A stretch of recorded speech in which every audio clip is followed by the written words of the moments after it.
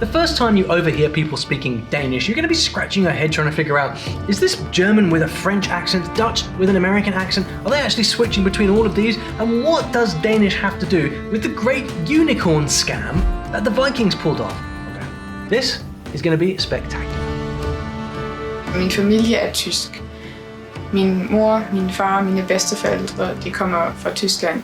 De snakker ikke noget dansk, eller de snakker ikke noget dansk, og så... Danish, it's one of the Scandinavian languages, similar to Swedish and Norwegian, spoken by 6 million people around the world, most of whom of course live in Denmark, where it's the official language, but Danish is also an official language in Greenland and the Faroe Islands. It's a minority language also in one state of northern Germany, where they've been since the Viking Age. There was a time in the 1800s where Danish was also the official language of Norway, but let me not steal from another story. On paper, Danish looks similar to Swedish and Norwegian, but do not be fooled. They sound quite different from each other, and Nordic people cannot automatically understand each other. In fact, Danish is a rather peculiar language.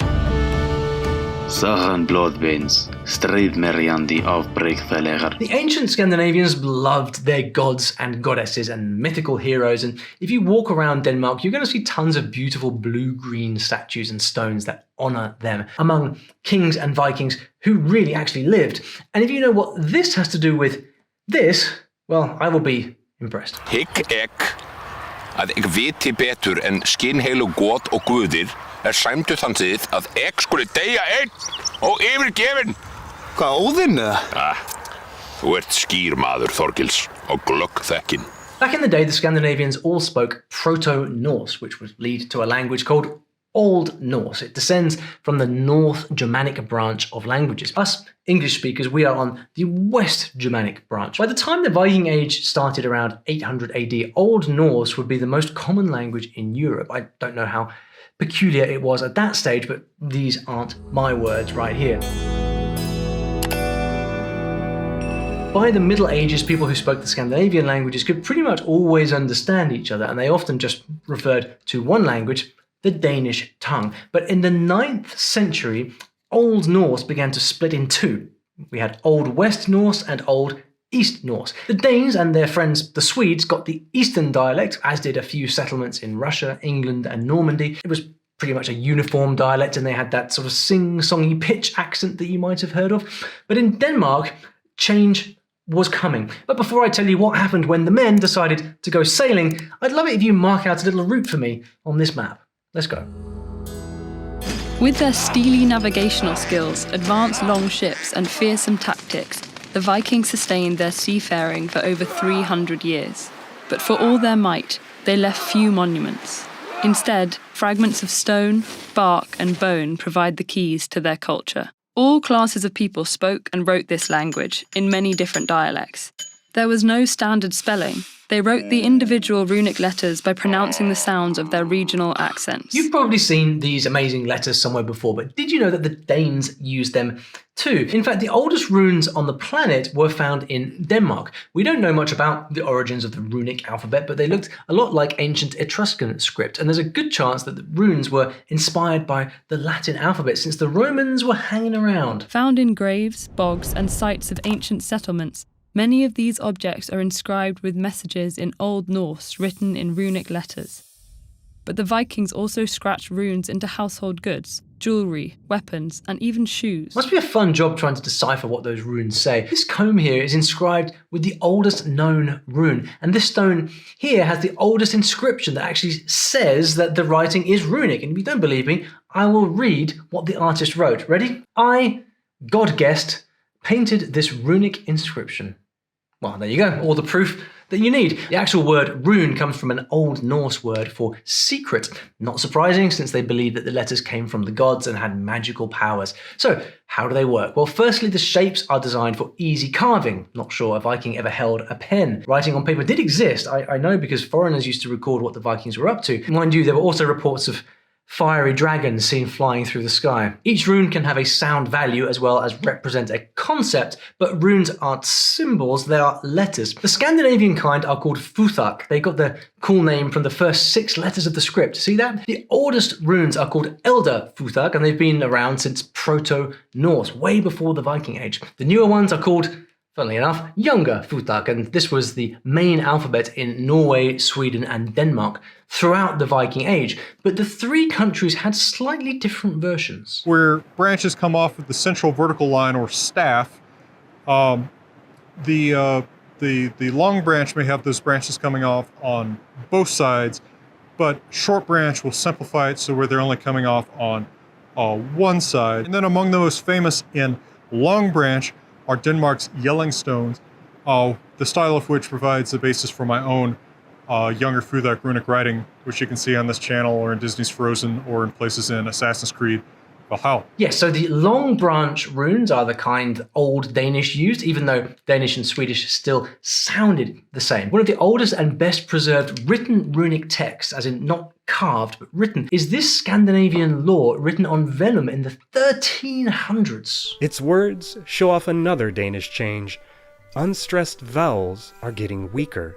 And there weren't enough runes for all the sounds of the language, so they used the runes that had the closest sound to what they needed. For example, they could use the I rune for the E sound or the T rune for the D sound. Danish has the Latin alphabet now, but I'm not sure things have changed that much in the sound department. We'll see if you agree on that a bit later. And to answer my random question from earlier, did you know the Bluetooth symbol? Yeah, that Bluetooth, you know the Bluetooth, it's a monogram of 2 runes. That's right, they are the initials of a Danish Viking king who ruled Denmark in the 900s. His name was Harald Bluetooth. Now real quick, if you have been watching the StoryLearning channel for a while, then you love languages, I know that.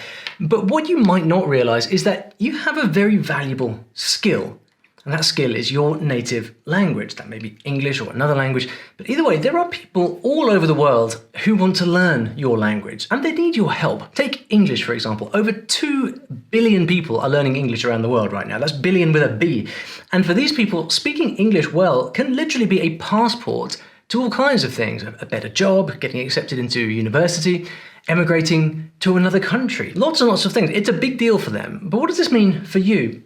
It means that learning to teach English, or your native language, is becoming more and more of an interesting career option. Not just because there are so many people who need to learn, but also because of the rise of the internet. Now, in the past, teaching English meant getting on a plane and moving to another country for a low-paid job. I know because that's what I did. But what's changed since then is that now you can teach online, and this means that you can work from home. But not only that, you can work, in fact, from anywhere. And even better, you can pick and choose your students, the people you work with, and you can decide the hours you work as well. Part-time, full-time, morning, evening. It's up to you.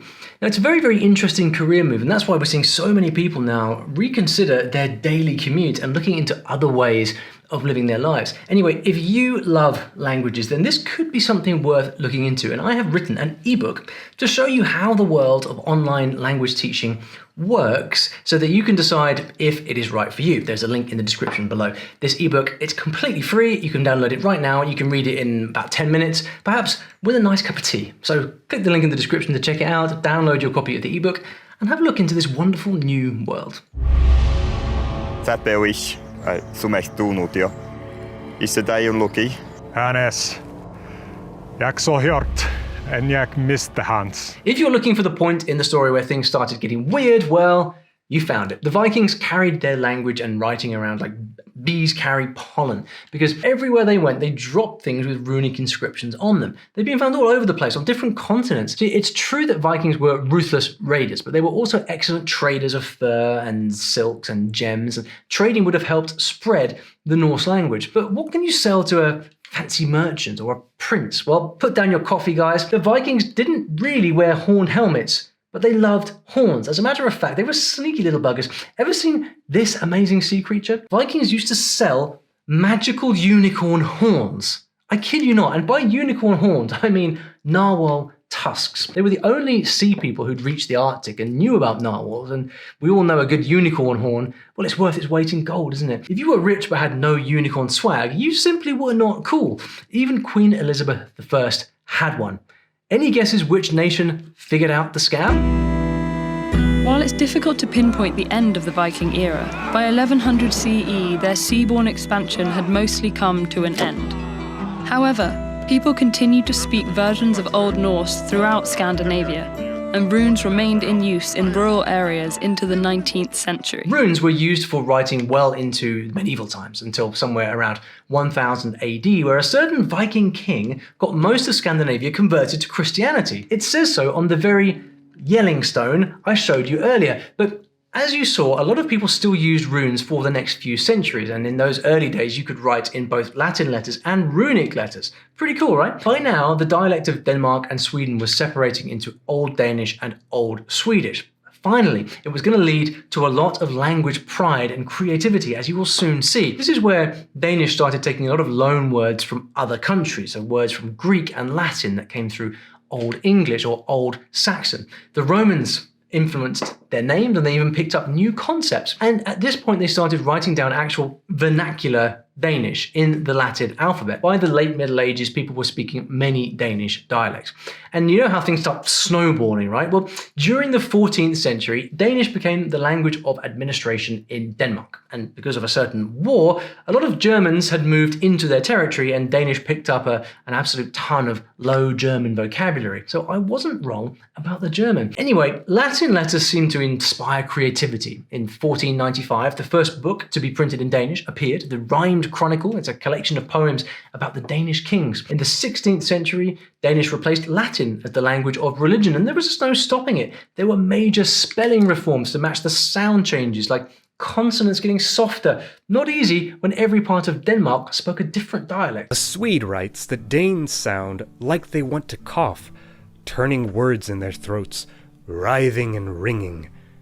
What is this throatiness? A hint of things to come is what it is. By the 17th century, the dialects started to merge and sound more standard. I'm not sure why they dropped the trilled Norse R, but when France and Germany started the guttural R thing, Denmark took it to new heights.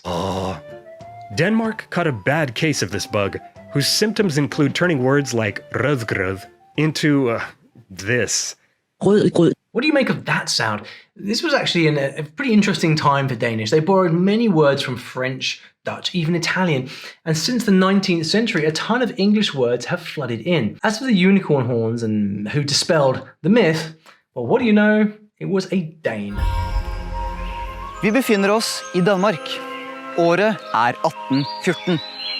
På denne tiden snakket nordmenn og dansker samme språk, nemlig norsk. And if you want to know why the Danes and Norwegians lived together in the 1800s, well, you will have to watch my Norwegian video. The Age of Enlightenment did bring change and had a big impact on the Danes. They became very proud of their language and culture, but the written language was still pretty rigid until a certain writer came along.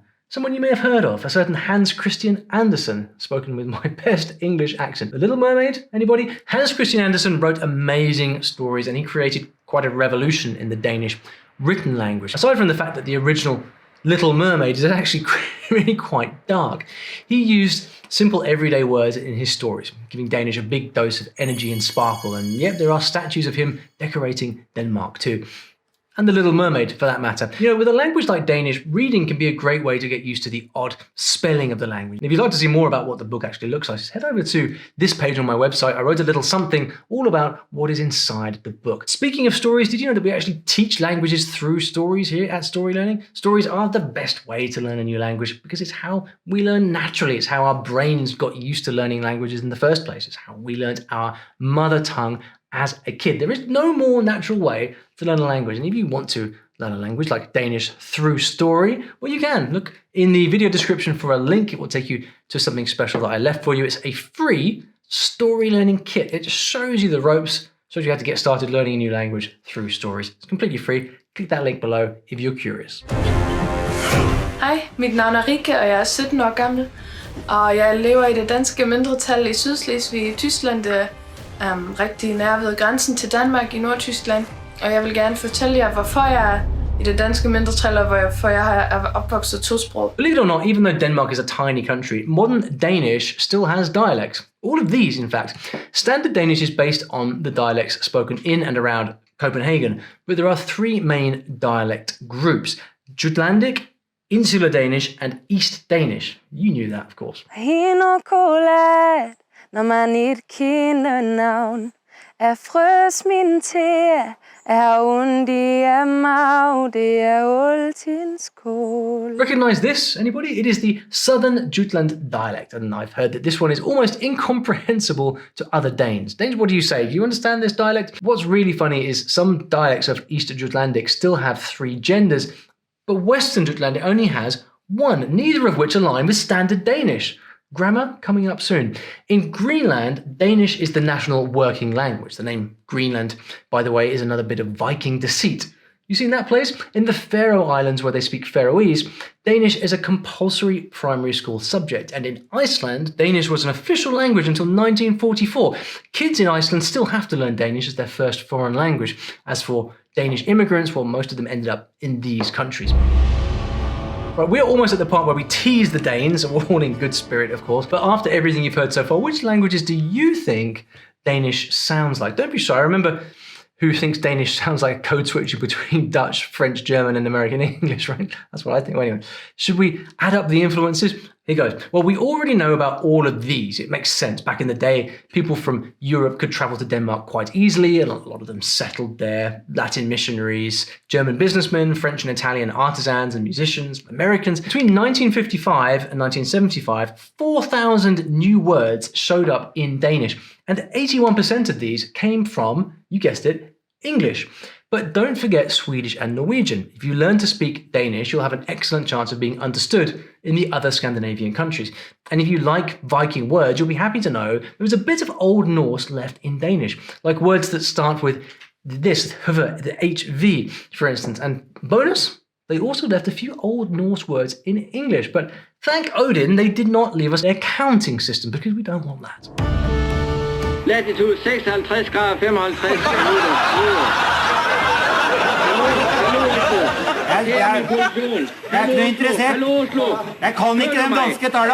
What the heck is going on here? Well, Danish has an infamously odd and convoluted number system. Remember how Old English counting went? 7 and 20, 8 and 20. Well, Danish does this, but after 49, things get crazy. What is 50? 50. 50. What does that mean? What is 50? 50. Half 100, I don't know. 50. Is tres 100? No. Danish is an astonishing one. The Danish number for 58. Half thrice, 2.5, times 20, plus 8. So what happens when a Dane hears the word 58? They're not saying in their head, oh yeah, 8 and half third times 20. The half third means halfway to 3, which is 2.5. So I've got 2 times 20, that's 40, plus 10, and that 8. No, they just understand the concept, order har tres. Well, there you go. Besides, Danish counting has nothing on Danish words. Paskundedagsprediken. That's one word. Oh! Okay, Sundag is obviously Sunday. Paskundedagsprediken. Paskundedagsprediken. I love this language and think it's very, very cool, but I'm not going to lie, Danes have a funny way of speaking, and apparently even Danish kids have a hard time learning it. Seriously, this is a topic that gets studied, mainly because you just can't hear what letter they're actually saying. The Danish language has collapsed into meaningless guttural sounds. Gavskud. I didn't understand anything of him, so I just repeated what he said. But as much as you might doubt it, Danish is supposed to sound like that. It's just that they don't write and pronounce it the same way. They shorten the vowels, they soften the consonants. And where do the word endings disappear to? Well, every Danish person can say that, because that sentence is what we force foreigners to try and say all the time. Can you say rødgrød med fløde? So let's unravel this confusion. Danish is all about the vowels. It's a vowel-filled language, and it's notoriously hard to wrap your mouth around them and sound articulate. There are 9 vowel sounds, same as English, plus 3 extra ones. But the actual vowel sounds are where it gets really tricky. Some say there are 27 sounds, others say that there are 40. It's a good start, right? That's one of the biggest vowel inventories in the world. As if 40 weren't enough, when Danes speak, they turn some consonants into, yeah, you get it, vowel-like sounds. This little letter is quite cute, don't you think? They didn't actually have it until 1948. It replaces the double A, and it changed some words like these, although you still see a double A here and there. Things get more complicated with a phenomenon that's unique to Danish. Wait, you know this sound. So this is the glottal stop. When you have the T, so the T in water, you don't go water. Instead of bringing your tongue forward, you stop your tongue and you pull it back. So walk, and that's your glottal stop. Walk. Close enough. In Danish, it's like a glottal stop, but not exactly. And I hear you're supposed to do it with a creaky voice. But not to worry, not all of the dialects have this. Another tricky letter is D.